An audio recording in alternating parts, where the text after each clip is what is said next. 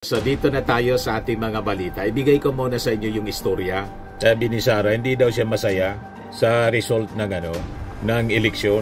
Kasi yung Duterte niya, naging Duterte 12. Pero at least si Erwin Tulfo, 16,616,155. Si Kiko Panglima, 14,879,484. Three of the Duterte or allies of former President Rodrigo Duterte were in the Magic 12, while opposition's returning senators. Tayo pa na mga sumusuporta lang. Si Amy Marcos nga, kapatid ng ating Pangulo, kumampi, mga kababayan. Re-evaluate ninyo yung inyong mga strategy. Saan ba nagkulang? Ganun lang po ang sistema. Move on agad, wala nang masyadong drama o kung ano-ano pang mga depende. Nagpapagang mga balita at pagtalakay sa mga isyu ng lipunan. Bulsa! Opinyon, banat at paglalantad sa katotohanan. Bulsa! What you see is what you get. You decide. Hello po mga kababayan, si Dante Maravillas. Vlogger, broadcaster po from Albay, Bicol Region. Joke time muna po tayo para relax. Ang dami ngayon na masakit ang ulo, masakit ang loob, masakit ang ulo, masakit ang bulsa. Kaya kailangan dito muna tayo sa kwentong katatawanan. Padala po ni Annalisa Garde Mangisel. Sabi ng tatay sa kanyang anak, "Anak, ngayon na di ba yung exam mo? Kailangan maipasa mo yung examination. Pag hindi, kalimutan mo nang may tatay ka pa." Kinaponan, pagbalik ng kanyang anak from school, sabi ng tatay, "Oh, ano anak? Kumusta yung exam mo? Naipasa mo ba?" Sabi ng anak, "Sino po kayo?"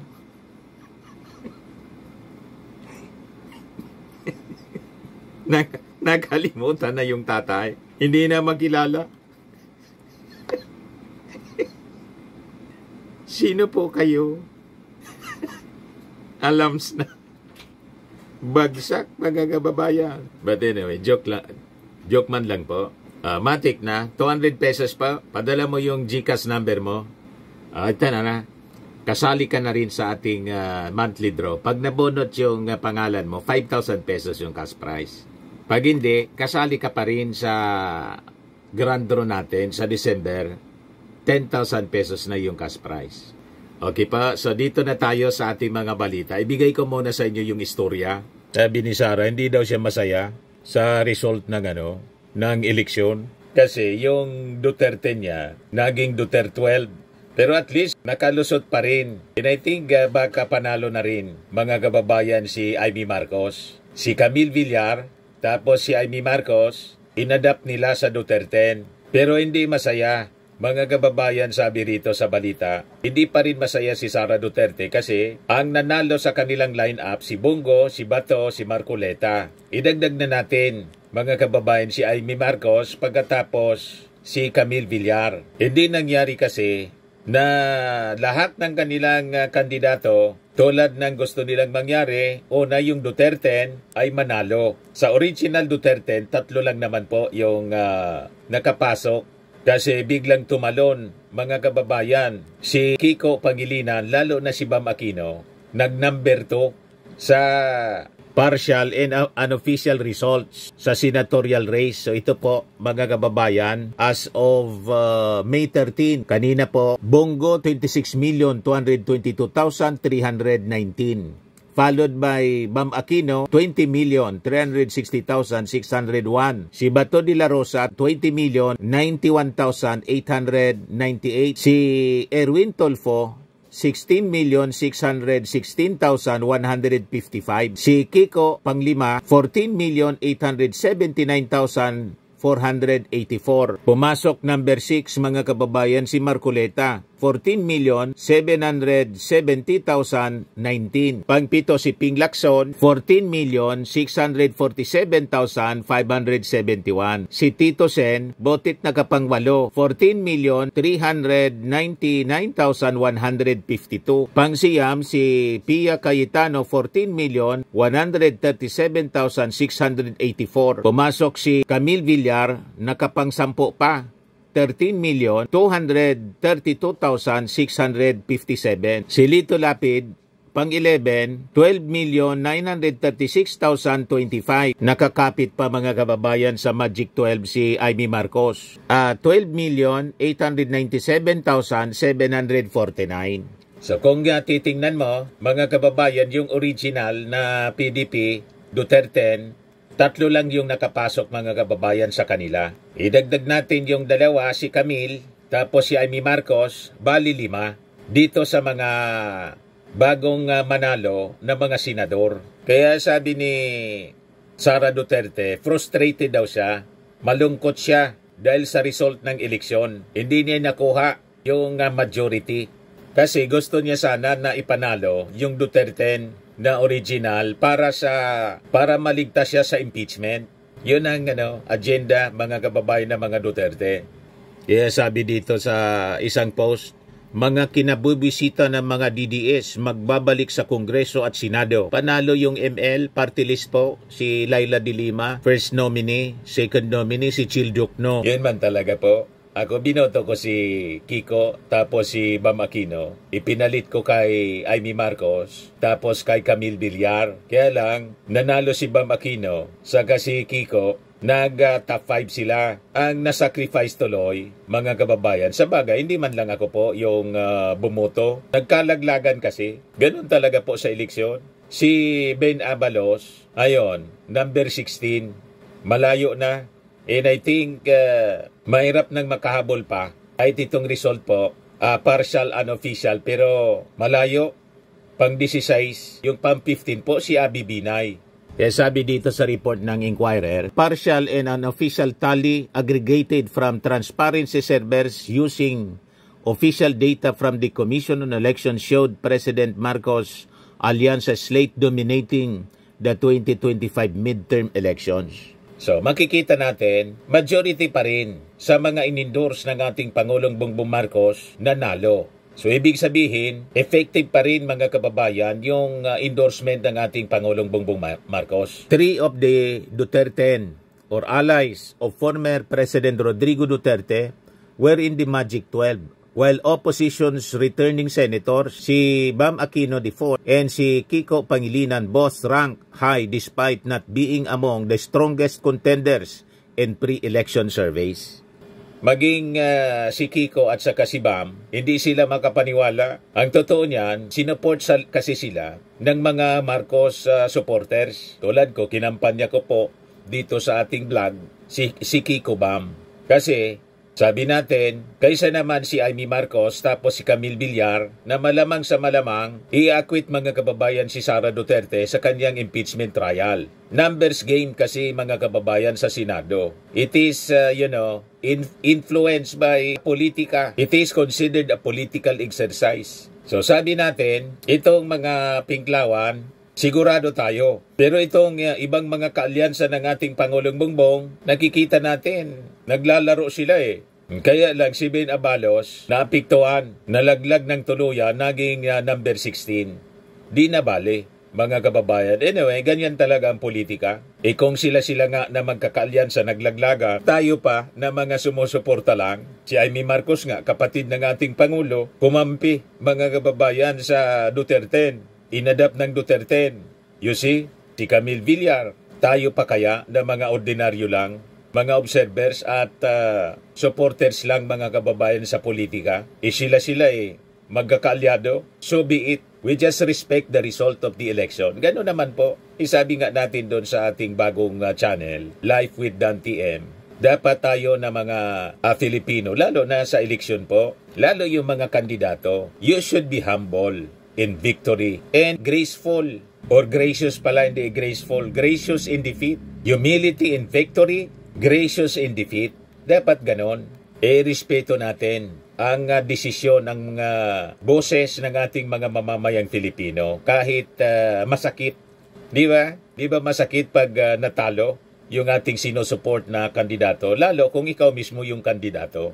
Mas masakit kung ikaw yung kandidato mismo at natalo ka. Pero ganon talaga po in any political contest. Yan dapat sports lang po tayo.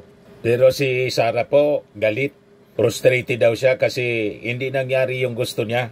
3 lang yung pumasok sa Duterte 10. Pero 5 nga. Kasi inadapt nila si Camille, tapos si Amy Marcos.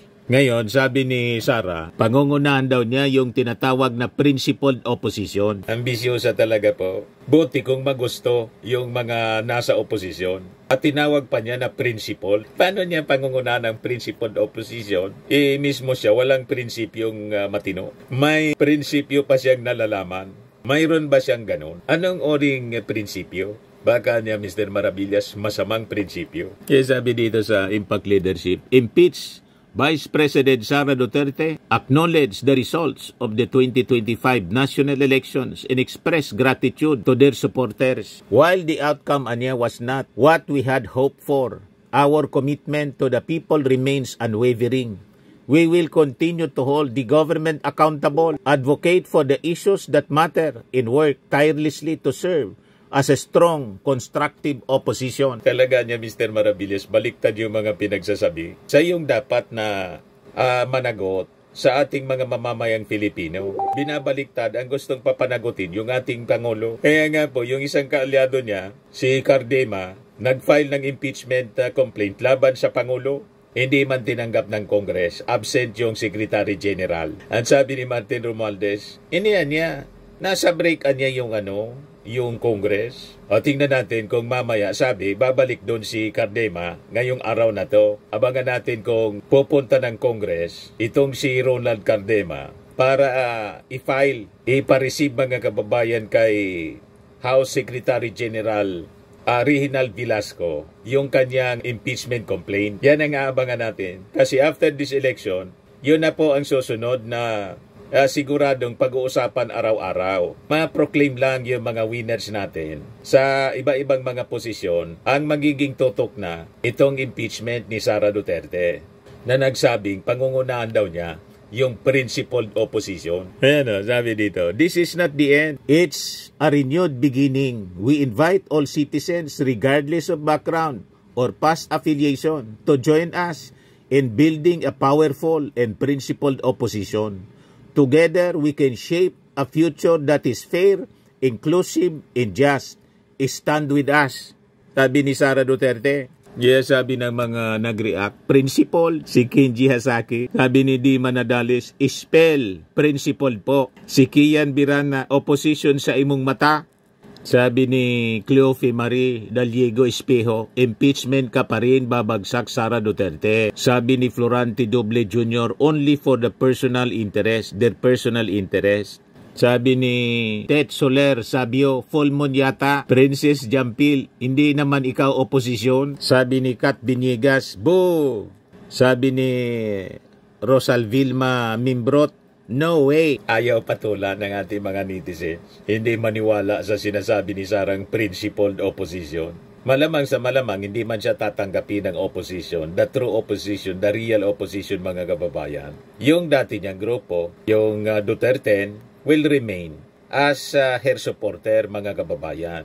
Pero yung mga pinklawan po, dati na to, nagigil mga kababayan sa kanila dahil sa kanilang mga pinagagawa sa nung previous administration. And majority, marami na po, if not majority, marami na sa mga pinklawan, sumama na po sa administrasyon ng ating Pangulong Bongbong Marcos. Sa Manila, panalo pa rin ang natalo yata si Abante. Pero si Joel Chua, mga kababayan, isa sa mga House Prosecutors, panalo pa rin, 55,082, 80.44%, partial and unofficial tally, 3rd District Congressman ng Manila. Ito yung sinabi ni Sara Duterte na ito anyang apple, isaksak mo dyan sa bibig ni Joel Chua para mabilao ka hanggang mamatay. Matindi po. O ngayon, may statement si Sara Duterte rito. Ito na po pala, yung na-discuss natin kanina.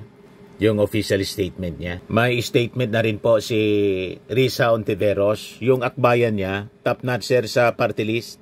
Sabi niya, lumalakas na ang totoong oposisyon sa Senado at Kongreso. Hindi ito simpleng kamba. Pinapatunayan lamang ng halalang ito na hangad pa rin ng masang Pilipino ang pamalaang may puso, may prinsipyo, at may tapang manindigan. So alangan man kampihan siya, mga kababayan, si Sara Duterte, kampihan ni Risa Ontiveros. Papayag si Kiko, papayag si Bam Aquino na ang manguna sa kanila, si Sara Duterte. Malabo yata po. Yan Lakas ng totoong oposisyon. Senator Risa Ontiveros says the 2025 election results point to a political comeback and growing support for a real opposition in Congress. As Akbayan party list and opposition candidates Bam Aquino and Kiko Pangilinan continue to lead in the partial counts. Ito po kasi yung result ng party list. Akbayan, 2.7 million na po. Followed by Duterte Yus, 2.2 million. Tingog, 1.7 million. 4Ps, 1.4 million. ACT-CIS, 1.2 million. Yung Ako Bicol namin dito, 1 million plus na. Oswag Ilonggo number 7, 801,000. Oswag Ilonggo, Solid North Party List, 756,000. Trabaho, 637,000. Yung SIBAC, Party List, 574,000. PPP, 571,000. Senior Citizens, 561,000. Yan yung top 12 party list groups na nanalo po. Number 15 si Binay, medyo malayo na talaga. So malamang hindi na ito maapektuhan. So nagpapang-agaw si Revilla, Tulfo, Binay, nagpapang-agaw sila. Kaya lang baka malabo na rin. Baka si Amy Marcos, siya na yung number 12 sa ranking. Or papasok sa Magic 12. So tanggap natin. Basta siyempre, nakita naman natin mga kababayan, generally peaceful, orderly yung ating clean election. Yung nangyaring election po kahapon. O ngayon, after na maproclaim yung mga winners, yung mga natalo ngayong election po, better luck next time. 3 years lang naman po. Simulan agad ninyong kampanya. Re-evaluate ninyo yung inyong mga strategy. Saan ba nagkulang? Ganun lang po ang sistema. Move on agad. Wala nang masyadong drama. O kung ano-ano pang mga depensa. Nagsalita na yung ating mga mamamayang Filipino. Tanggapin natin. And later on, kung gusto ninyong maglingkod uli, just like Bam Aquino po, natalo, ngayon na bumalik, panalo na naman po. Ganun lang po ang buhay. Sometimes you win, sometimes you lose. Ganun talaga. Sabi nga natin, hindi man natin sinasantabi yung pain, siyempre nandyan. That is normal na nasasaktan tayo, may mga frustrations. Ang importante doon, after na dinaanan natin, na-experience natin ang ganitong mga dagok sa buhay, kung yun ang consideration natin, pagtingin natin, sa pagkatalo, hindi man pwede po na magmukmok na lang tayong magmukmok at walang tigil sa drama. Di ba? Walang mangyayari pag nagdrama lang tayo na nagdrama. Kasi ang reality, ganun talaga po. Ang buhay, sometimes you lose, sometimes you win. Tama po mga kababayan? Si Isko sa Maynila, natalo sa pagkapangulo, bumalik sa pagka-mayor. Panalo na naman po. Yung ating Pangulong Bongbong, natalo sa pagka-vice presidente, although sabi panalo, kasi na smart magic, hindi siya tumigil sa paglilingkod. Tumakbong Pangulo, landslide, panalo. O diba? Ganun talagang buhay. Si Trump, incumbent siya, natalo, nag-comeback, o panalo na naman po, tinalo niya yung Democrat candidate. Sometimes you lose, sometimes you win. Tuloy lang po ang buhay. Yan ang gusto nating matutunan ng ating mga kabataan kasi ngayon po, yung ating mga kabataan, masyadong mahina yung loob. Huwag mahina ang loob. Kailangang lakasan lagi natin ang ating loob. At sa mga failures na experience natin, importante, mabilis dapat tayong bumangon and continue with our life. Ganon po ang dapat nating ginagawa. Ako, halimbawa, natalo si Benhur Abalos. Siyempre frustrated tayo. Kagabi pa medyo malungkot tayo. Pero sabi ko, walang patutunguhan kung malulungkot tayo habang panahon. Move on agad. Tanggapin natin kung ano yung pagkatalo. Later on, kung gusto pa na maglingkod, baka nga after 1 year, yung prohibition po sa appointment, i-appoint ng ating Pangulong Bongbong si Benhur Abalos, ibalik sa DILG as secretary. Or ibang posisyon, cabinet position mga kababayan, pwede siyang bigyan ng ganong appointment po. Kasi magaling naman si Ben Abalos. Malawak yung kanyang experience. Walang problema yan. mga kababayan, pwede siyang maglingkod sa ibang pamamaraan. Meantime na bawal pa sa kanya yung ma-appoint as cabinet secretary. Ayos po. Ito naman po, Firmax Firming and Lifting Cream, pinapahid po sa mga pulses in affected area. Mainam po sa paninigas ng mga kaso-kasuan. Ito naman po, Automax Radiant Serum. Sa mukha naman yung application, anti-aging po siya. You will look 10 years younger than your age. Sa mga cancer patients naman po, baka lang gusto ninyo itong itry. Neng siya red mixed fruit drink. Hindi mo po siya gamot, food supplement siya. Kaya lang, gawa siya mga kababayan sa goji berry. Yung goji berry may anti-cancer properties. O ngayon, yung mga inquiries ninyo, dumiritso na lang kayo sa aming messenger sa Facebook para masagot namin agad. Ayos pa? Ayos na ayosan niya, Mr. Maravilla. At sa mga nagana po ng malinis and spacious fitness gym, pumunta lang po kayo sa aming Colossal Fitness Gym. May Grab Car Rental din po kami. Ito naman po yung bago naming product na binibenta online.